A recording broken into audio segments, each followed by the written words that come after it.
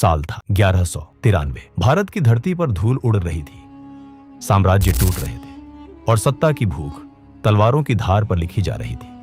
लेकिन इसी अंधेरे समय में बिहार की धरती पर एक ऐसी जगह मौजूद थी जहां युद्ध नहीं, ज्ञान की आवाज गूंजती थी। एक ऐसा विश्वविद्यालय जहां सिर्फ भारत ही नहीं, चीन, तिब्बत, कोरिया, फारस और अरब तक से विद्यार्थी आते थे। हजारों विद्यार्थी, सैकड़ों आचार्य और लाखों दुर्लभ ग्रंथों से भरी एक दुनिया।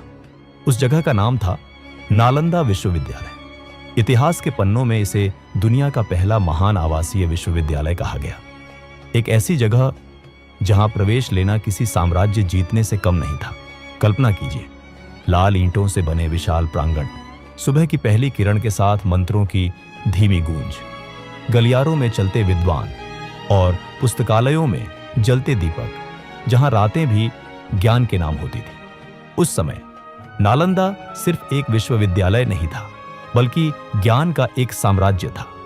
यहां गणित पढ़ाया जाता था, खगोल विज्ञान, चिकित्सा, दर्शन, राजनीति और भाषाओं का अद्भुत संसार कहा जाता है।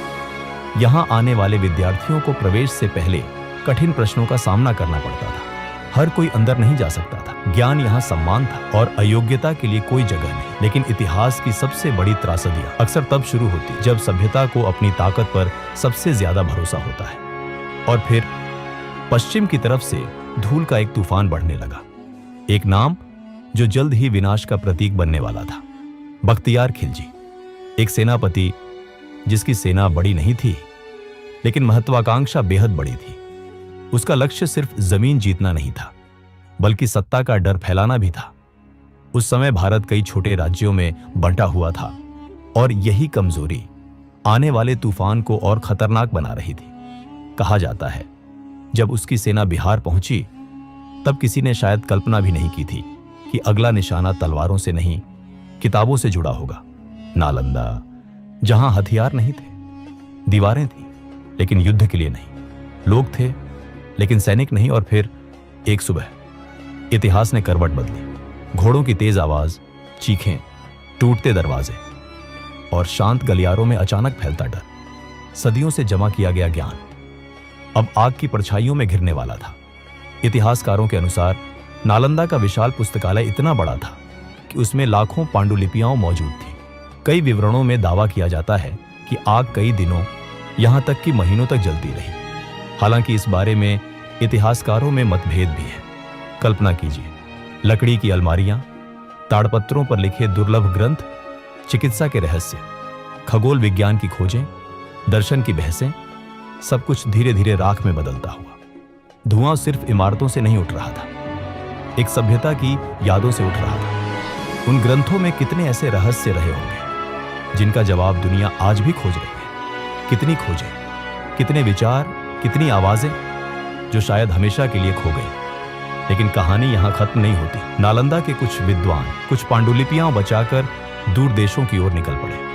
तिब्बत की पहाड़ियों में, एशिया के दूसरे हिस्सों में ज्ञान की कुछ चिंगारियां अब भी बची रही। और शायद यही वजह है कि नालंदा पूरी तरह कभी मरा नहीं। सदियां बीत गई, साम्राज्य उठे, गिरे, दुनिया बदल गई।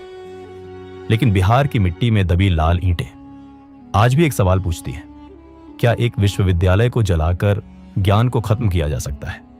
आज नालंदा के खंडहर सिर्फ टूटे हुए पत्थर नहीं है, वो याद दिलाते हैं कि सभ्यता सिर्फ तलवारों से नहीं बनती, किताबों से भी बनती है।